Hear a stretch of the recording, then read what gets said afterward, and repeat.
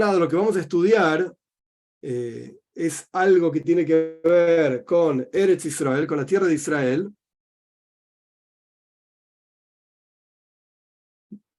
Es un texto que escribí yo hace un tiempo, hace como 4 o 5 años o más, como 6 años, porque me pidieron desde la Municipalidad de La Plata, estaban haciendo un libro sobre diferentes tipos de inmigrantes. Por supuesto, ustedes sabrán muy bien, y por la mayoría de los apellidos de ustedes, si no el 100%, en Argentina somos un pueblo de inmigrantes, todos. O viniste de España, o viniste de Italia, o viniste de Polonia, o viniste de Rusia, o viniste de Siria. No existe, digamos, el argentino, como que decís, el criollo que estaba acá cuando llegó, qué sé yo, quién llegó primero. No me acuerdo ya. No existe eso. Somos todos inmigrantes. Entonces, de una manera u otra, todos tenemos vínculos, de vuelta, de una manera u otra, más fuertes o menos fuertes, con cosas que están fuera de nuestro país, Argentina. Y con esto, yo soy argentino, nací en Villa Crespo, ahí en Capital. Con esto no estoy negando de mi argentinidad, para nada. Como hablo y como me conduzco y soy un argentino más y está todo bien. Ningún problema y lo aprecio muchísimo y ganamos 3 mundiales y está todo bien, ningún problema. Pero claramente tenemos vínculo de vuelta, todos, con algo que está fuera de la Argentina.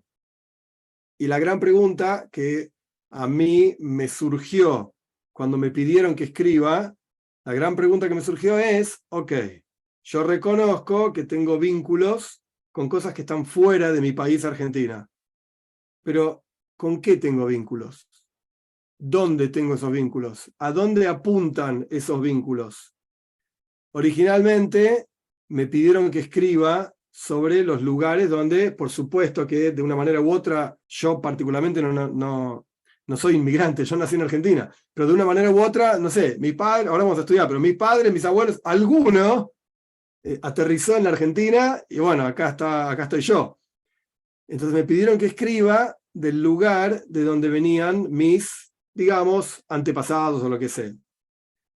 En mi caso particular, mi mamá misma nació en Ucrania, que ahora están pasando un momento difícil y qué sé yo, en Dnipropetrovsk, y ella inmigró a la Argentina. Que la historia entera no importa ahora, pero justo en mi caso particular, digamos que yo sería como primera generación argentina del lado de mi mamá. Del lado de mi papá, yo sería segunda generación, porque mi abuelo, Miseide, es el que vino y él no sabía ni de dónde, porque yo cuando tenía 3 años, él decía Mogilev, yo qué sé, es un área enorme. Pero bueno, mi papá nació en Argentina, en Tucumán, y yo nací en Capital. Quiere decir que, de una manera u otra, lo digo entre comillas, de vuelta, yo también soy como inmigrante, como que vengo de afuera. Y de vuelta, la gran pregunta es, ¿y de dónde venís? Y no solamente de dónde venís, ¿a dónde vas? ¿A dónde apuntás? ¿Cuál es tu raíz?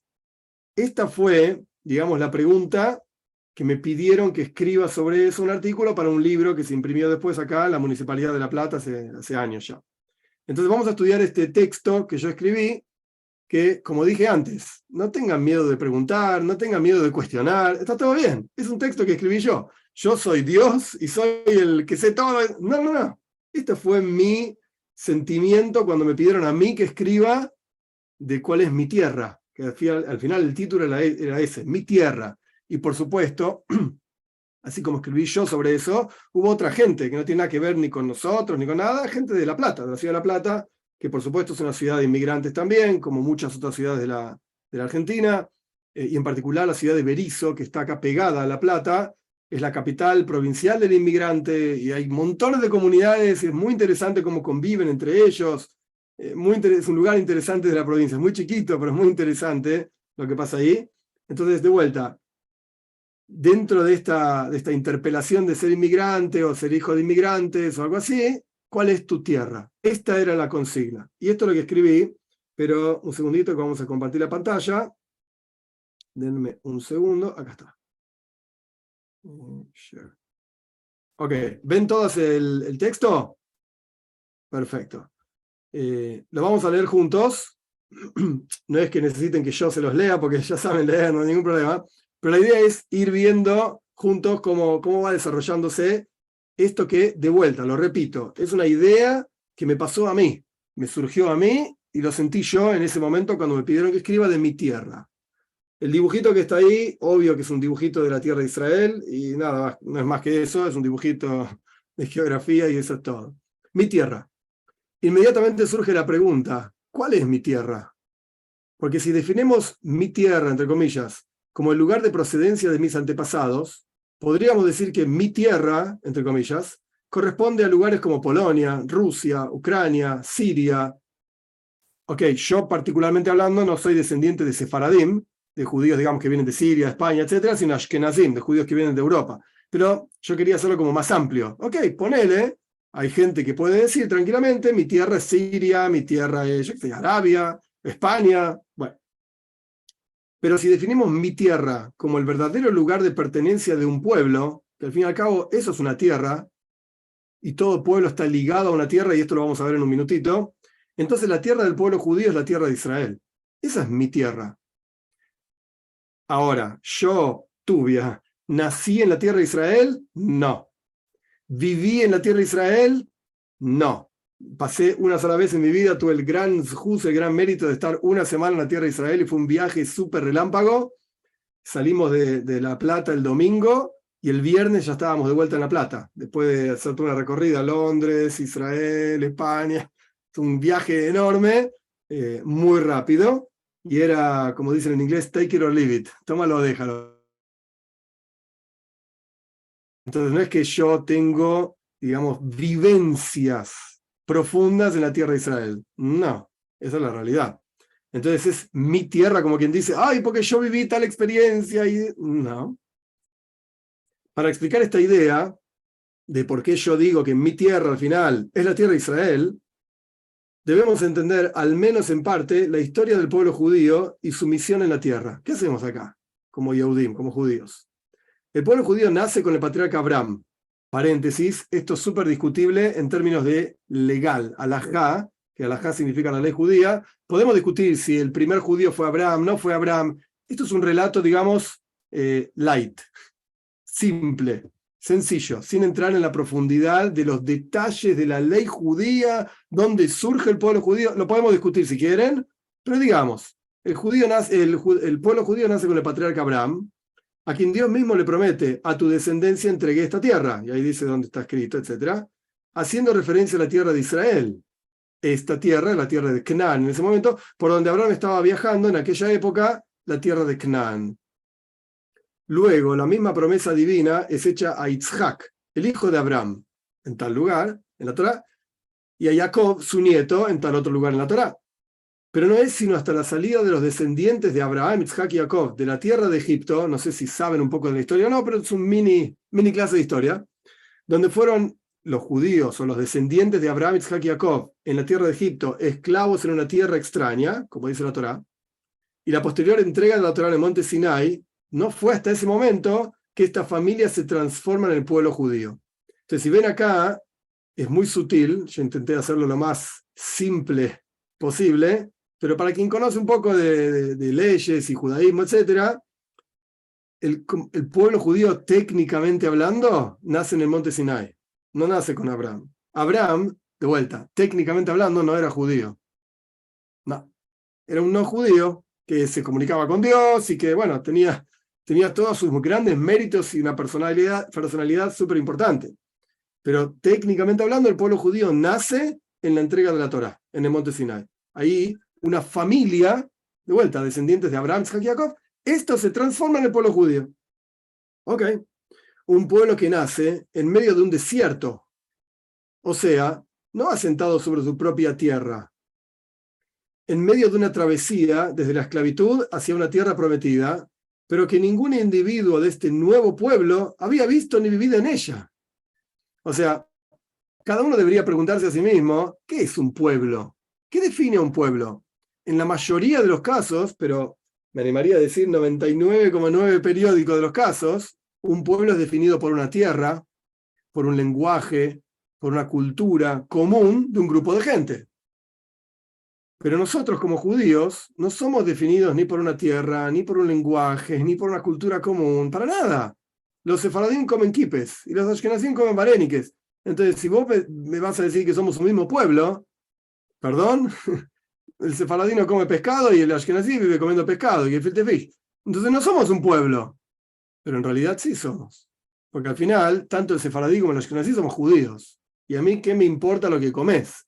¿Te gusta comer picante? Come picante. ¿No te gusta comer picante? No comas picante. ¿Vivís comiendo cebolla y papa como el ashkenazí? Bien. ¿Vivís comiendo comida rica como el sefaradí? Ok, también está bien. Pero somos un pueblo. Entonces la comida no nos define. Y, de vuelta, volviendo al texto no nacimos como pueblo en una tierra nuestra que podamos decir que la tierra nos define. Bueno, porque vivimos todos, qué sé yo, todos los ingleses, por ejemplo, no es así 100%, pero ponle, todos los ingleses vienen de Inglaterra, ok, una isla ahí en el norte de Europa, y bueno, los que nacieron ahí tienen toda una cosa que son ingleses. Bueno, nosotros no nacimos en nuestra tierra como pueblo. De vuelta, un pueblo que nace en medio de un desierto, o sea, no asentado sobre su propia tierra, en medio de una travesía desde la esclavitud hacia una tierra prometida, pero que ningún individuo de este nuevo pueblo había visto ni vivido en ella. ¿Qué tierra es? En otras palabras, el nacimiento del pueblo está intrínsecamente ligado a heredar en la práctica, a poblar una tierra prometida por Dios a los patriarcas del pueblo. No nacimos en nuestra tierra, estamos esperando llegar a nuestra tierra. Eso es lo que nos hace un pueblo. Ah, sí, todos vamos a entrar en la tierra de Israel. Continuando con la historia, el pueblo judío ingresa en la tierra, la transforma en la tierra de Israel, porque antes era la tierra de Canaán, y vive sobre ella por más de 700 años, hasta que son exiliados por la conquista del imperio babilonio, con Nebuchadnezzar, y bueno, hay montones de cosas para contar sobre esa conquista, la destrucción del primer templo, la conquista, etc. Pero en la práctica, ¿cuánto tiempo viviste en esa tierra? Ponele 700 años, un poco más, pero ponele 700 años. Si vos le preguntás a los ingleses, como para tomar un ejemplo nada más, ¿hace cuánto tiempo que viven los ingleses en Inglaterra? Y no hay una memoria de cuánto, yo qué sé. Siempre estuvieron ahí los ingleses. Nosotros no. Nos fuimos, retorna este pueblo a su tierra. ¿Cómo? Ah, pensé que alguna había preguntado.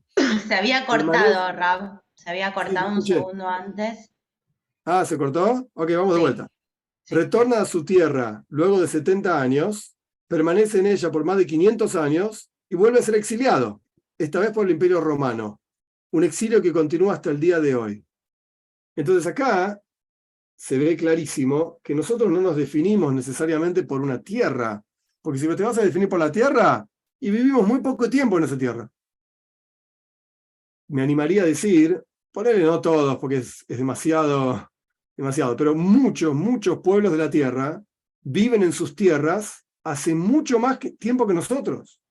Nosotros tenemos 700 años más 500 años que vivimos en la tierra de Israel, que era nuestra tierra, con nuestras leyes, con nuestros reyes y qué sé yo.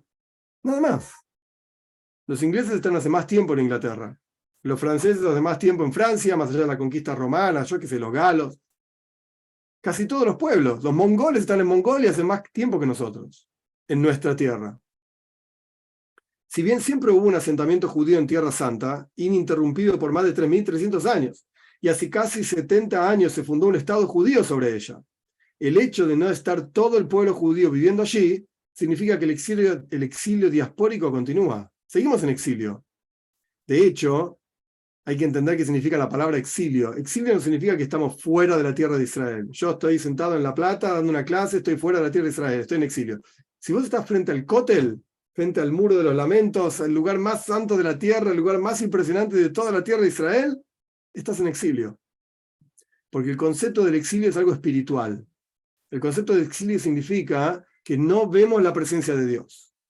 No lo vemos a Dios caminando al lado nuestro, junto con nosotros, como va a ser Dios libre, Dios quiera, iba a decir al revés, Dios libre igual, Dios quiera, rápido, con la venida de Mashiach, etc. Eso es redención, eso es salir del exilio. Nosotros vivimos en el exilio, no lo vemos a Dios. Surge entonces que desde su mismo nacimiento el pueblo judío viajó por tierras extrañas, añorando y deseando ir o retornar a su tierra. Esto es lo que nos define. Nacimos queriendo ir a nuestra tierra y hasta el día de hoy, fuera de nuestra tierra, queremos ir a nuestra tierra. Esta es la raíz, a mi parecer, del paradigma del pueblo judío que se expresó a lo largo de su existencia sobre la tierra, todo el mundo entero. Un pueblo con una tierra concreta, es la tierra de Israel, ¿qué te pasa? No hay ninguna otra. Pero que, por una u otra razón, no vive sobre ella. No estamos en la tierra de Israel. Por lo menos nosotros que estamos acá en esta clase. Pero es nuestra tierra. Pero no estamos ahí. Pero es nuestra. Una tierra que no solamente es un territorio definido en la Biblia misma, en tal lugar, sino que tiene una característica única. Es una tierra que cuenta con una supervisión particular de Dios. Como está escrito en tal lugar en la Torá, siempre los ojos de Dios están sobre ella, desde el comienzo del año hasta el final del año. Más aún, es la tierra elegida por Dios para construir su casa, la de Dios, el gran templo en Jerusalén, como está en los Salmos, y es solamente allí donde el pueblo judío puede cumplir su misión, su razón de ser sobre la tierra. ¿Para qué estamos acá? El mejor lugar, el único lugar, subrayo, súper subrayado con negrita, redondito, el único lugar en toda la tierra, o ponele en todo el universo, Marte, Júpiter y todos los planetas que andan dando vueltas por todos lados, el único lugar en la tierra donde nosotros como pueblo judío podemos realmente florecer, crecer, desarrollarnos y entregar el máximo potencial es solamente la tierra de Israel. No hay otro lugar. Solamente ahí. Ay, pero yo estoy sentado acá y entre comillas digo, y no la paso tan mal, y puedo dar clases, y nadie me molesta, y puedo ser judío y hacer lo que quiera. Sí, sí, pero llegar a la plenitud de tu misión como judío, solamente en la tierra de Israel. La misión del pueblo judío consiste en la observancia de una serie de preceptos, mitzvot, entregados por Dios en el monte Sinai, que es lo que esa entrega hace al pueblo, como dijimos antes. Muchos de esos preceptos solo pueden cumplirse en la tierra de Israel. Con lo que si el pueblo judío no se encuentra allí, junto con otras condiciones que escapan a este texto, montones de cuestiones, que haya un rey, que haya sacerdote, que haya un templo, ok, hay otras condiciones, es verdad. Pero si no estamos en la tierra de Israel, simplemente no puede llegar, somos un pueblo que no puede llegar a la plenitud de su propia razón de ser. Naciste, dicho de otra manera, naciste para cumplir mitzvot. Ah, ok, ponele, el Talmud dice, yo fui creado para servir a mi creador. ¿Y qué significa servir a Dios? Cumplir los preceptos. Estudiar la Torá y cumplir los preceptos. Ah, ok. ¿Cuáles son los preceptos? Tales, 613 cosas. Ah, ok. De esas 613, la mayoría se cumplen en la tierra de Israel. Solamente. O ponele muchos, si no quiere decir la mayoría.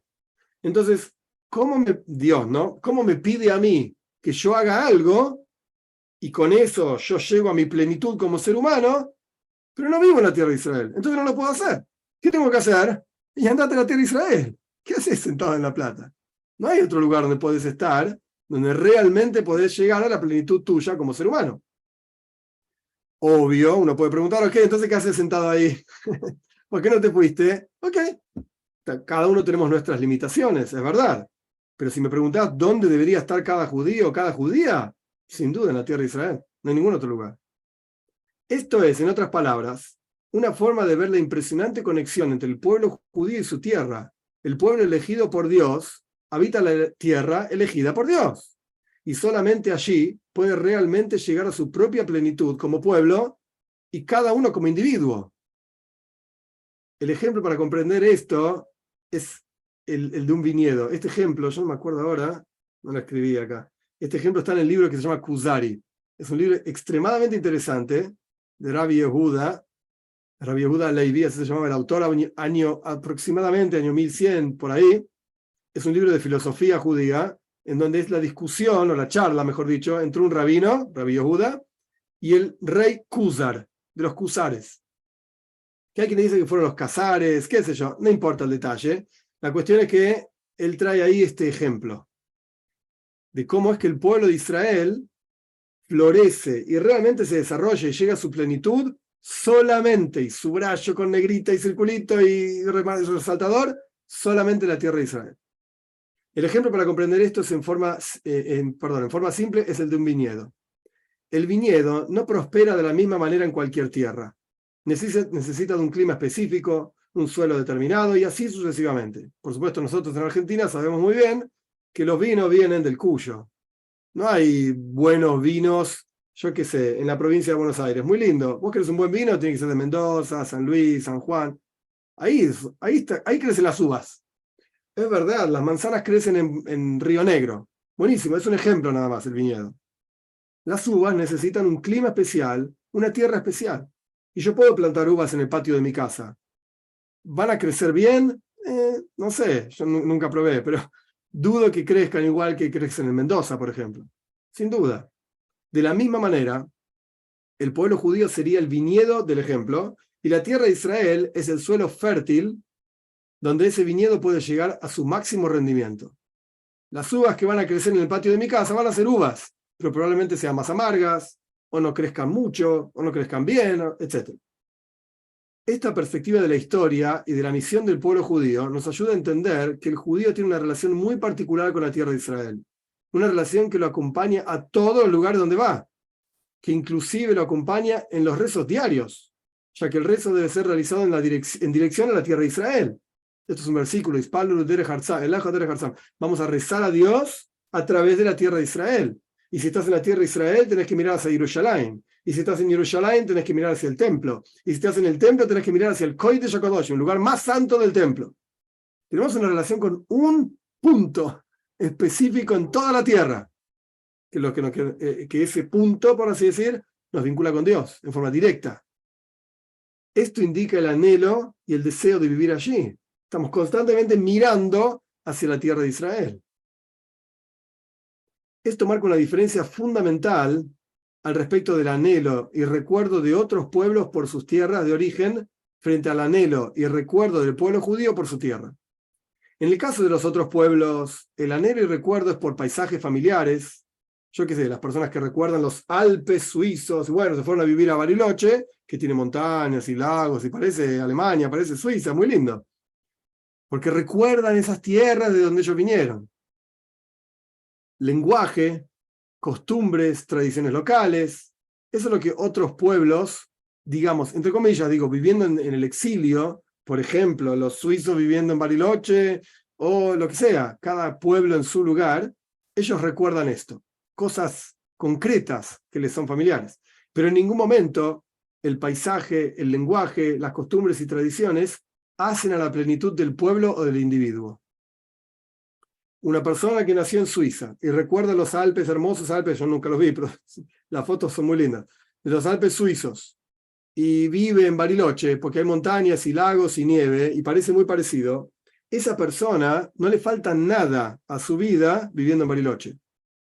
Recuerda los Alpes, recuerda las montañas, recuerda la nieve, recuerda los olores, pero no le falta nada. Y si dentro de su casa hablan no sé si hablan francés, en Suiza, alemán, no sé qué hablan, pero si dentro de su casa se habla ese lenguaje, no va a tener ningún problema.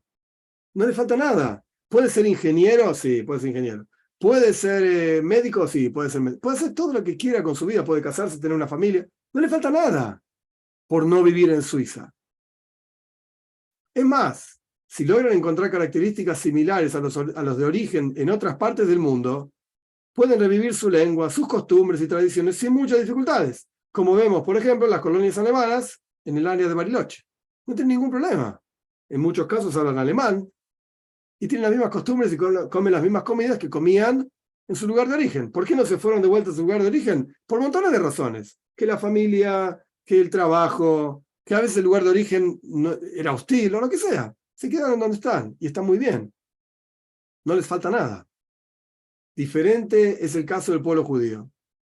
No hay otra tierra que pueda reemplazar o aún simularse la tierra de Israel por su carácter de tierra prometida y elegida por Dios. No hay nada que puedas hacer. Al judío que no está en la tierra de Israel le falta algo. De vuelta, no puede llegar a su plenitud espiritual. ¿Yo puedo ser ingeniero? Sí, andar a la facultad y estudiar. ¿Puedo ser médico? Sí. ¿Puedo hacer una familia? Sí. Es verdad, puedo hacer cualquier cosa que hace cualquier otro ser humano en cualquier parte del mundo. No tengo ningún problema y no importa dónde vivo. Pero ¿puedo llegar a la plenitud espiritual que Dios planeó para mí como judío? No. ¿Y por qué no? Y porque hay preceptos que no puedo cumplir, que solamente se pueden cumplir si estamos todos viviendo en la tierra de Israel. Entonces hay algo que falla en todo esto. Espiritualmente, si yo soy como la uva, solamente puedo crecer a pleno en la tierra de Israel, que es el lugar más apropiado, mejor, digamos, para que crezcan esas uvas, entre comillas, que son los judíos. Sin embargo, cuando el judío se asimila y busca asemejarse al entorno donde vive, se olvida de esta profunda relación con su tierra y confunde sus propias costumbres y anhelo por retornar a esa tierra y las cambia parcialmente y a veces por completo por costumbres locales. Entonces nosotros, por ejemplo, hablamos castellano, estamos en Argentina y hablamos de una forma muy particular. En otros países hablan diferente, el mismo lenguaje. Ok, a kilómetros uno se da cuenta que ese tipo es argentino, lo escuchás en los aeropuertos gritando, ese es un argentino, ahí va un argentino, etc. O tenemos costumbres nuestras propias de diferentes formas. Y a veces nos parece que esas costumbres son, repito, nuestras. Realmente yo soy eso. Pero ahí es donde uno tiene que preguntarse a sí mismo, bueno, ¿qué soy yo? Hay muchos que preguntan, ¿vos sos judío o argentino? No entendiste nada. Son las dos cosas. Soy argentino porque nací en Argentina y me escuchás hablar 2 minutos, te das cuenta, o menos de 2 minutos, te das cuenta que soy argentino, hasta los huesos, y soy judío, porque no tiene nada que ver una cosa con la otra. Uno tiene que ver con el lugar, la tierra donde naciste, y montones de costumbres, como hablas, el fútbol, lo que sea, las empanadas, etcétera, el 25 de mayo, tiene que ver con el lugar donde naciste. Y otro tiene que ver con tu relación con Dios, que no tiene nada que ver con el lugar donde naciste. Vos te puedes relacionar con Dios en esta tierra, en la otra tierra, o en donde sea que estás. No importa, es independiente de eso. Entonces, este párrafo viene, digamos, a entender qué somos y quiénes somos. A veces cambiamos y pensamos que las costumbres nuestras, ¿quién soy yo? Pues yo soy un argentino, que nací en Argentina, y esto es lo mío. Ok, pará. Esto es lo mío, ¿verdad? Como hablo, porque nací acá. Pero esto es lo que me define como en mi relación con Dios. La respuesta es no. No. Entonces adquiere el judío costumbres ajenas a su esencia. Cambia su lengua, su forma de vestir y hasta los nombres que le da a sus hijos. En general, se transforma en un habitante más de su tierra actual, sea cual fuere. En este caso es Argentina, pero puede ser Bolivia, puede ser Colombia, puede ser Polonia, puede ser Rusia o África, yo qué sé, Sudáfrica, cualquiera. Pero en lo más profundo de su ser, sabe que no pertenece al lugar donde se encuentra. A veces es algo muy inconsciente. Y ese concepto, a veces consciente y a veces subconsciente, le da al judío fuerzas para continuar identificándose como tal, aún bajo las condiciones más desfavorables. Aún cuando te gritan por la calle, lo otro, sos un judío. Al final es eso. No importa dónde naciste. Por muchos años en el pasado y en muchos lugares del mundo, le fue prohibido al pueblo judío observar sus leyes. Prohibición que vino acompañada de persecuciones y masacres, como la historia es conocida. Sin embargo, hoy en día, en esta tierra fértil que es la Argentina, no se olviden que esto es un trabajo escrito para un libro en la Municipalidad de La Plata, etc. En esta tierra fértil que es la Argentina, el pueblo judío, así como tantos otros, cuenta con absoluta libertad para cumplir con sus leyes. Y lo garantiza nuestra Constitución argentina. Mientras vos no molestes al otro, las cosas privadas son entre vos y Dios. Ese es el texto, no las palabras exactas, pero ese es el texto de la Constitución. Tu libertad es, valga la redundancia, libre. Vos podés hacer lo que quieras mientras no causes un daño a tu vecino. Esto es a nivel macro, es decir, a nivel amplio. Lo mismo ocurre a nivel micro, es decir, en esta ciudad de La Plata. No se olviden que esto era una cosa escrita para ellos.